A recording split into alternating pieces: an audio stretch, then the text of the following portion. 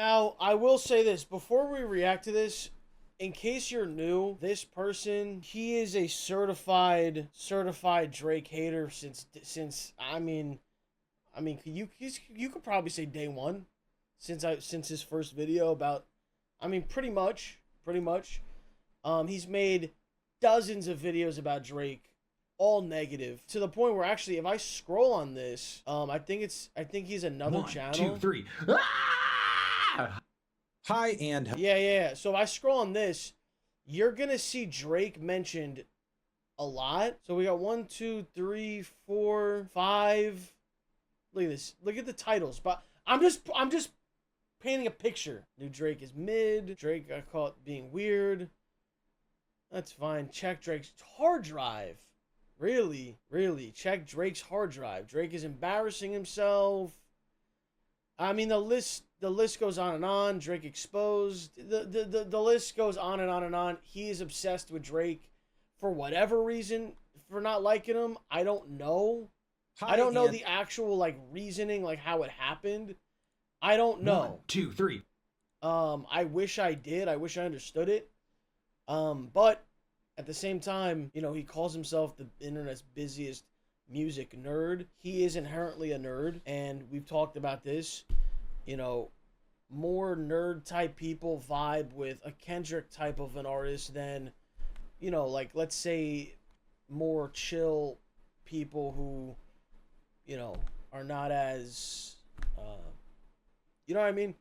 He's a hater, just at the end of the day, but this is why the beef is extra crazy, because with this, he's also probably the #1 Kendrick Glazer. So if we ever did another debate, I don't want to see #1 Drake fan versus no. I want to see Drake fan versus #1 Kendrick Glazer. Okay? Because that's what the fuck he is. Let's not get this shit, confused. But let's see what he had to say, bro. Nobody spoil anything. I just want to see. Whoa!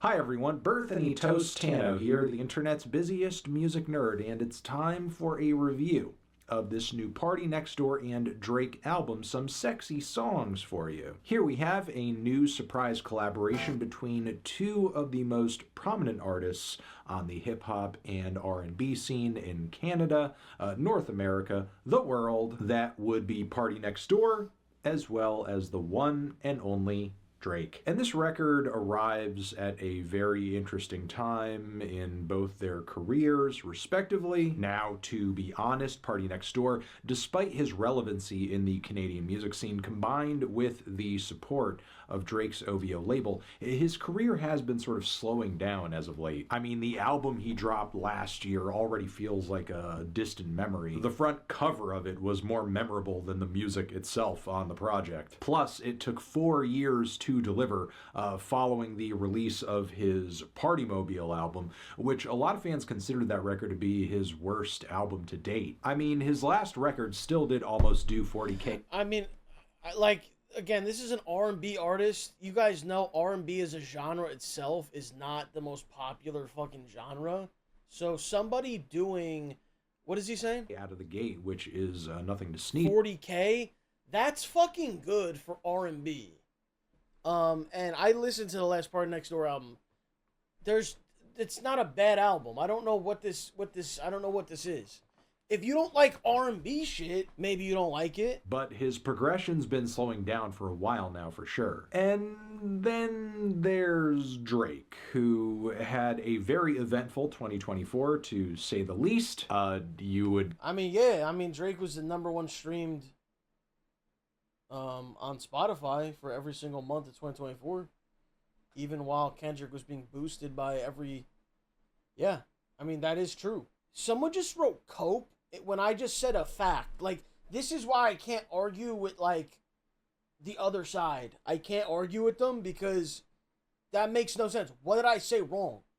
Would have to have been born yesterday to have No idea why. In short, he lost what is most likely going to go down as the biggest hip-hop beef of this decade, if not within the history of the whole genre, with multiple incendiary tracks being launched between him and Compton's own Kendrick Lamar, which understandably has hurt the man's pride a bit and impacted his public image. But Drake has walked away from similarly intense scraps in the past, more or less functional, and still Dude. Review the album, bro. This is a year old at this point. Review the fucking album. What am I hearing? Able to give the fans exactly what they want. However, for the better part of 2024, I would say he really struggled. Like, does he think he's telling someone something they don't know? Like, he's trying. Dude, can I skip ahead?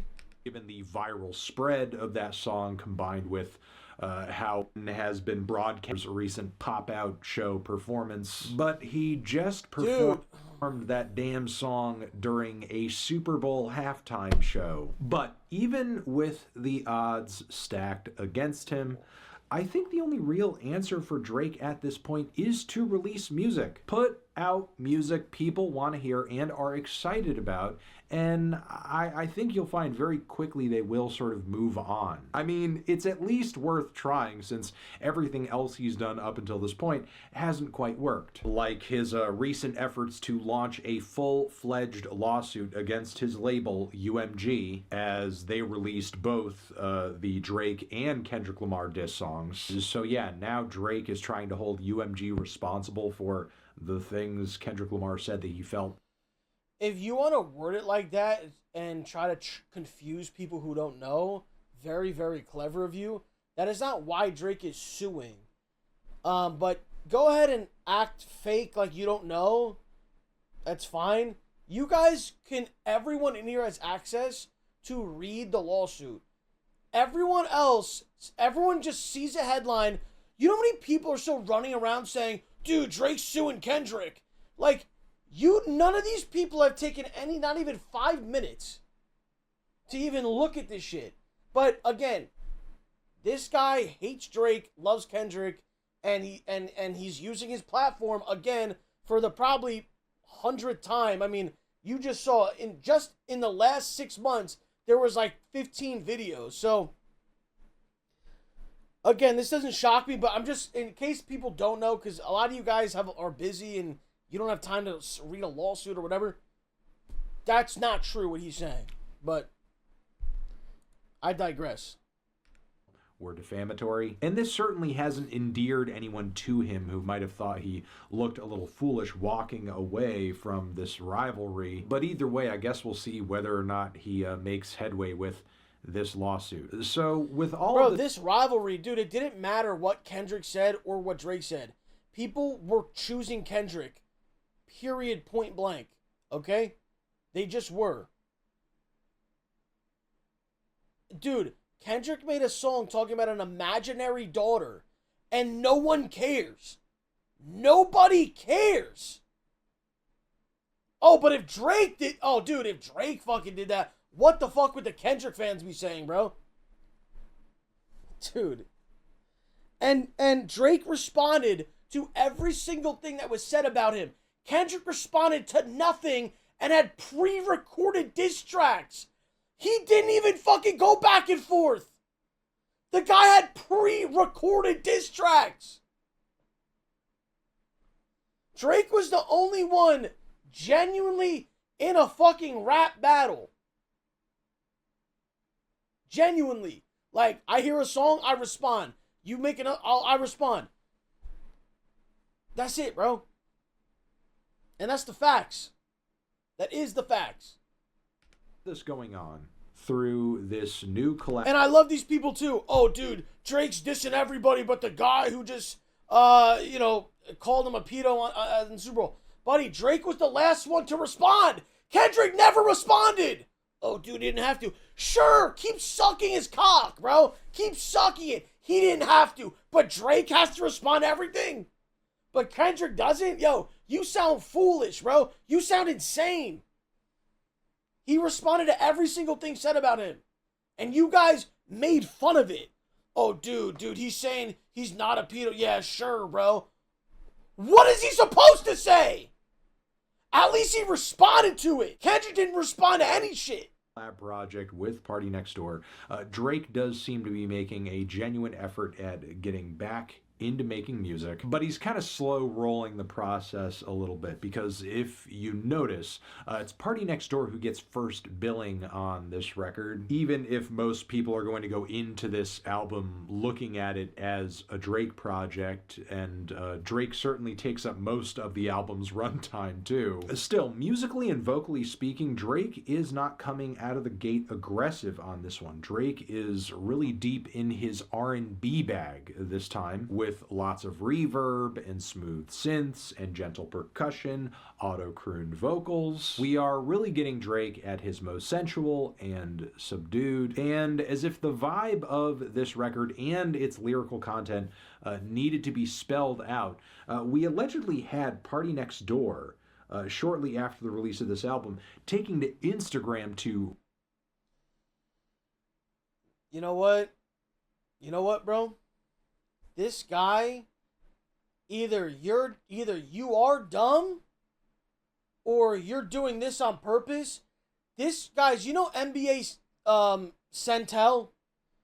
There is a hip hop Centel page, okay, that tweeted this fake screenshot. And you mean to tell me you're supposed to be a genuine, you're reporting on the on music, all this shit. You just got Centelled. Either you got Centelled or you're just a piece of shit. Either way, this is not a real screenshot, chat. It's not real.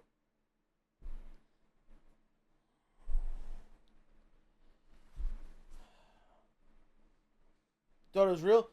It's called Daily. So I think there's one called Daily Loud is the real one. This one is called Daily Nowd or something. Look it up. Look it up. Look it up. He got Centelled, bro. Next Door, shortly after the release of this album, taking to Instagram to really explain the point. It's an album to fuck to, not to sit down and analyze, my guy. Get some bitches. I mean, I appreciate this. It's rare that you get an artist coming out so boldly and just basically reviewing the album for you.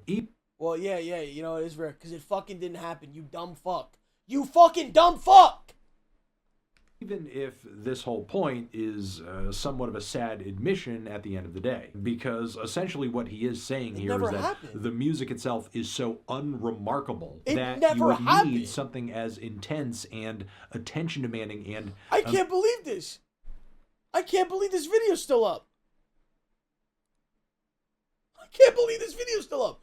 Buddy, what are you doing here? Amazing as sex to be happening while this album is playing in order to make putting it on worth it, which is kind of silly when you think about it. But I guess I can kind of see that intention behind the music, especially in the first leg of the album, because from CN Tower to Mothballs to Something About You, Crying in Chanel, Spider-Man, Superman, and Deeper, all these tracks kind of blend together into this sleepy, soft porno soundtrack vibe that doesn't really leave much of an impression, and certainly is... Dude, Spider-Man Superman is literally one of the best songs on the album. So is CN Tower. The only issue I have with Mothballs is that the title of the song is called Mothballs, because that song is great.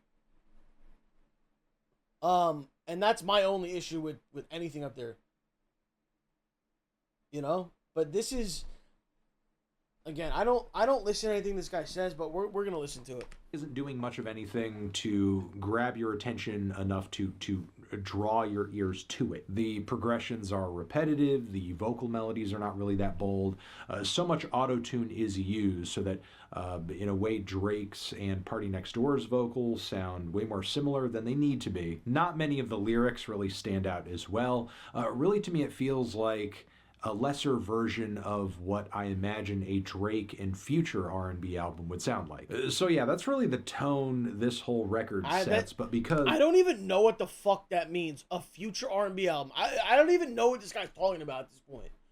I don't even know what that could mean. This album has over 20 tracks and more than 70 minutes of runtime. It does have to shake things up eventually, but sadly, switching gears doesn't really yield many exciting results. Small Town Fame is the first cut on the entire record that I think actually shows a pulse, but at the end... you know what? I'm actually going to watch this and not annoy myself. I'm not going to get aggravated and worked up about it and get angry.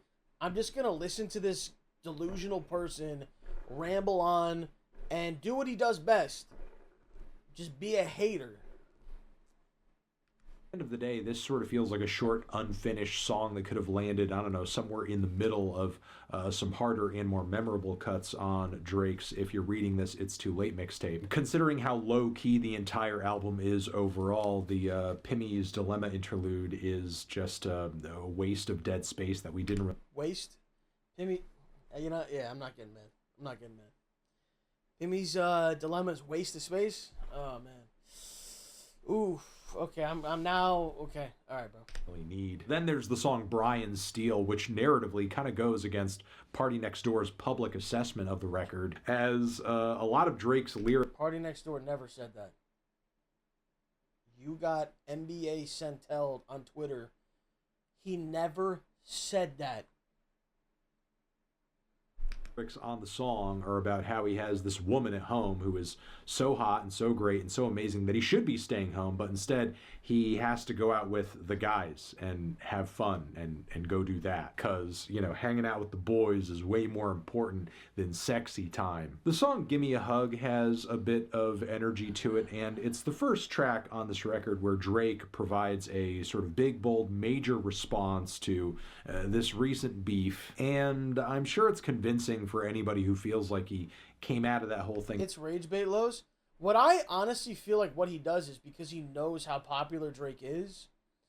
I think that what he does do is he uses the Drake videos that he makes and the reactions or like reviews to the albums. I think he uses them as just a giant rage bait of engagement. You're gonna get a bunch of comments. You're going to get even it doesn't matter how many people like it or dislike the video. It doesn't matter. You're going to get a bunch of people arguing, fighting, and it boosts the video algorithm. Drake in the title, you're automatically going to get views. So, at the end of the day, we got to look at it for what it is. He's a YouTuber trying to get views. Okay? That's just what it is. Unscathed. Yeah, Drake elimination, fake intimidation, take a minute, take a deep breath. Have a little bit of patience. Then following this, Drake starts to compliment himself, but he has to do it as if it's a quote from somebody else saying it. Drizzy, you amazing. You the inspiration. You set the bar for the next generation. You Neo in the Matrix. These dudes just Nemo in the ocean. Right, so that doesn't make sense to you? That you can't comprehend that line. Got it. I'm just going to show the, by the way, I'm just going to show the tweet. So, just so there's no, just so you know, right? Oh, what just happened to the thing? The community note just disappeared. There it is. This is a satire tweet. Party Next Door never said this. The text is in a fake screenshot from this tweet below, whatever. Daily Nowd. #1 source for parody hip-hop news.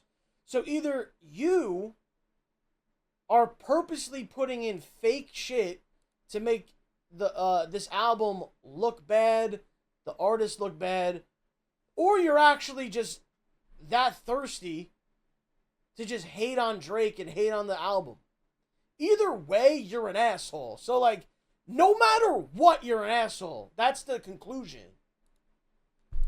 Small fish making kids feel emotion. The way he disses Kendrick specifically, but also other rappers too, is just bewildering to me. Especially given that, like, in the greater world of cartoon franchises, Nemo is a beloved character that people like. The main character. Yeah, no shit. He's literally. Oh, now I gotta explain lyrics to the music reviewer.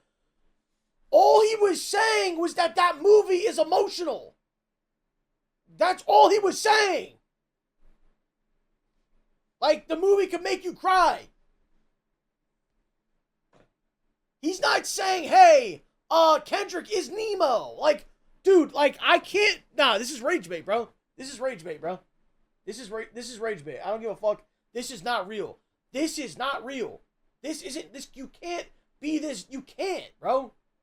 In fact, that like you as the audience is rooting for. On top of that, like, what's wrong with making people feel emotion? Oh yeah, that guy makes people feel emotion with his music and with his lyrics. That's lame. And then deeper into the track, he throws out what I think is another shot at the sort of music Kendrick makes. Had the girls up at 29 on stage twerking with a dictionary.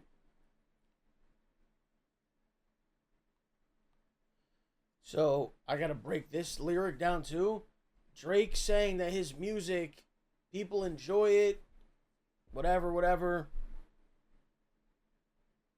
Some other artists, no, he's not even saying Kendrick, bro, so you're getting defensive, you know?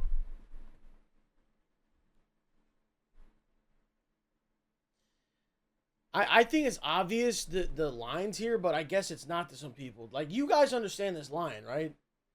That everyone always has to explain Kendrick lyrics and other shit, and oh no, you don't get it. Oh no, it actually means this, that, whatever. Which, I'm so tired of all this anti-intellectual bullshit where artists and influencers are just like celebrating how dumb they are, or essentially how they're determined to just like not learn things. Oh man, you write songs with words that people might have to look up. He even boasts dropping harder shit than his competition on the cut, but then immediately transitions into all of these obnoxious "give me a hug, give me a hug, give me a hug" refrains, literally giving us "where my hug at" energy, and it's difficult to listen to. Dude. You think that Drake... Wait a second.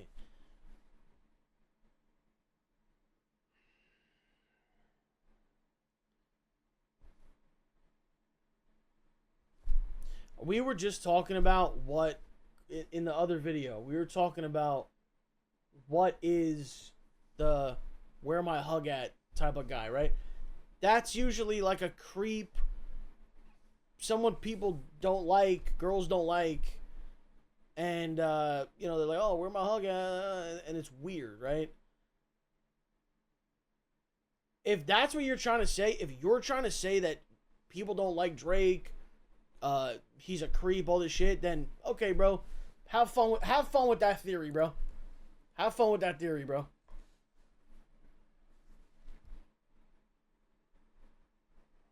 It's just the stupidest shit. Then the record hits another lull before going into what is probably the worst song on the entire album, "Meet Your Padre." And if you know Drake and you see the title of this track, and also consider the Chino Pacas feature on the song, you know what he's going to do on this thing. And yeah, he's essentially giving us this hip-hop / regional Mexican music blend while throwing out a lot of bars where he is just like trying to mixed language flirt. "I want your phone numero, por favor." Like, it is so goddamn awkward. I cannot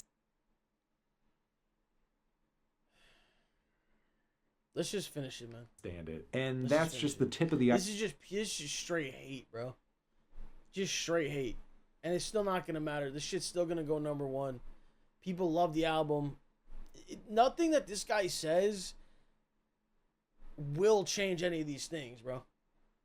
Iceberg of all of the "I failed high school Spanish" lyrics on this track. Things miraculously get switched up on the track "Nokia," which is kind of this like throwback dance / hip-hop jammer, which not only makes for the best song on this album, but maybe the best track Drake has released in years. Like, I don't know, between the goofy vocal refrains on this track and the peppy beat and just like how unseriously Drake seems to take himself on this song, it's just got a vibrant and uplifting energy to it that I wish more songs on this record had. I mean, it really feels like Drake is throwing off all of the drama and the moody bullshit and just making a track that is straight up a good time. Why are we not getting more of this track? It's fantastic, but After this, it doesn't really take long for the energy on this record to drop off, as we have the mind-numbing Die Trying immediately after.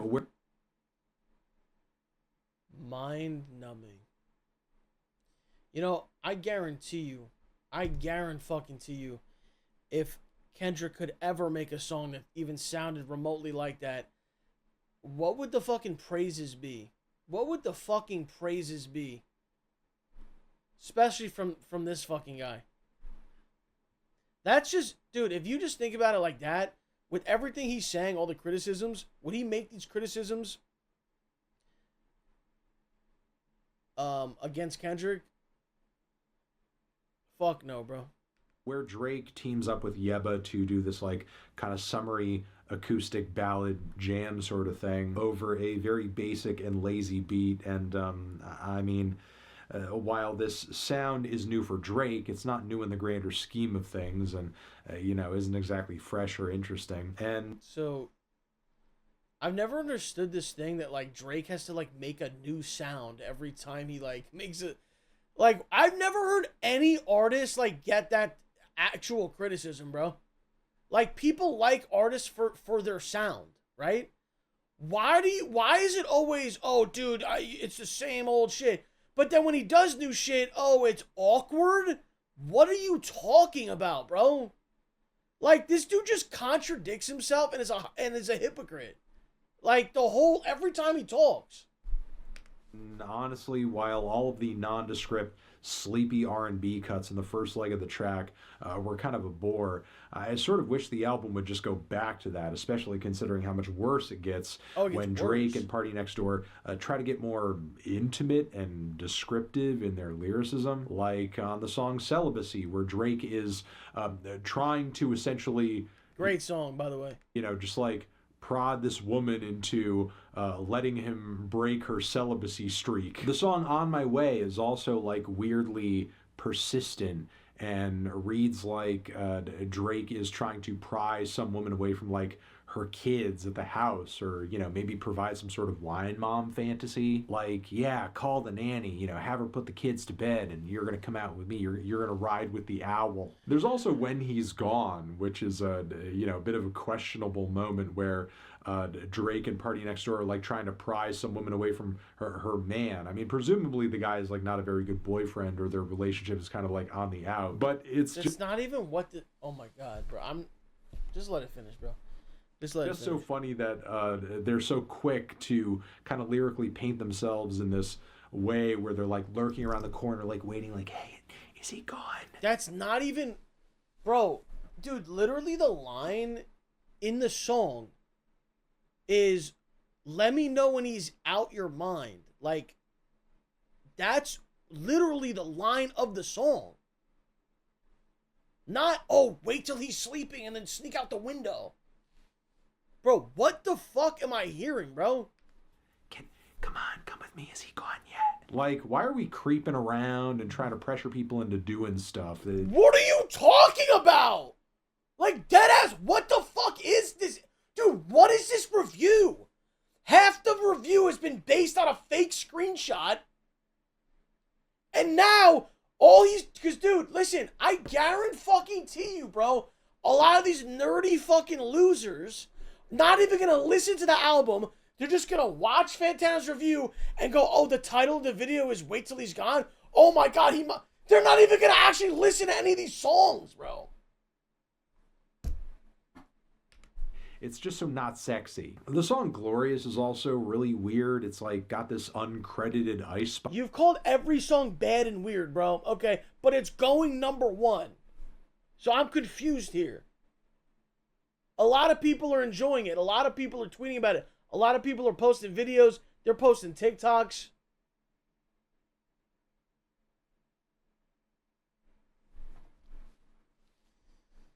Spice performance where she's like kind of talking and explaining things, and then Drake is like, melodically rambling over this very odd light drill beat. There's kind of a concept to it, but the end result is just a song that's boring as sin. And once again, another track that I couldn't imagine anybody having sex to. The last track is really nothing to write home about either. And yeah, overall, so now Greedy's not good too. Yeah, it's just everything sucks. Yeah, it's all bad. Yeah, there's no redeemable. What else? What else? Yeah, everything sucks. Some sexy songs for you is just a really bland, unremarkable listen. I mean, I don't think I could genuinely come out here and say this is like some of Drake's worst material to date or anything like that. Sure, there are some lows along the runtime of this very, very long track list, but the vast majority of the album just kind of feels like very inoffensive R&B wallpaper, which is why I'm feeling about a light 4 on it.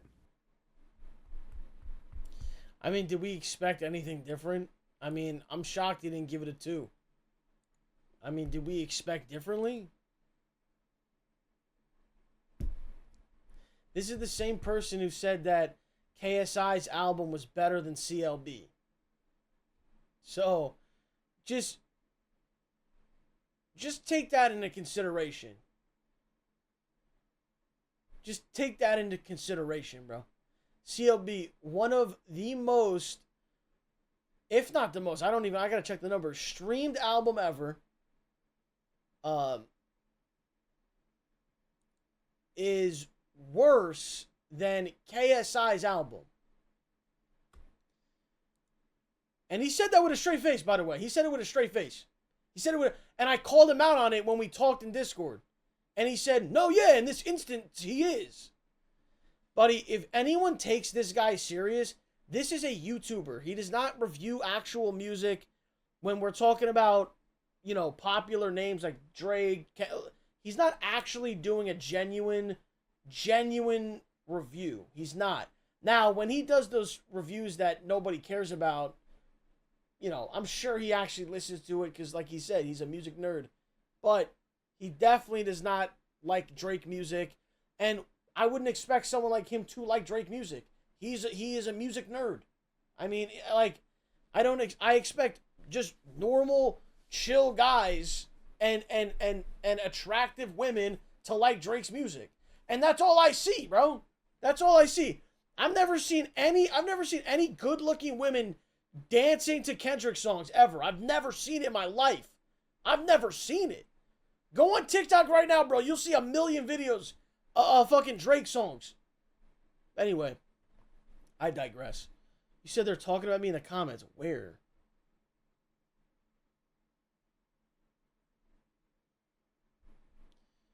For instance, you're trying to but again, Drake is happy with anything under 18. Yeah, these are the kind of people in the comments. Yeah, these are the kind of people. Can't wait for the LosPollosTV debate. Yo, bro, like, let's see. Dude, I just don't understand what Drake has to do to get your approval. Kendrick Lamar could do.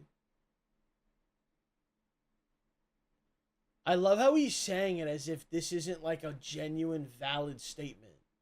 Like, genuinely, if Kendrick had the ability to make music like this guy would praise it because he praises anything Kendrick. So that's why I'm saying it's not a genuine review.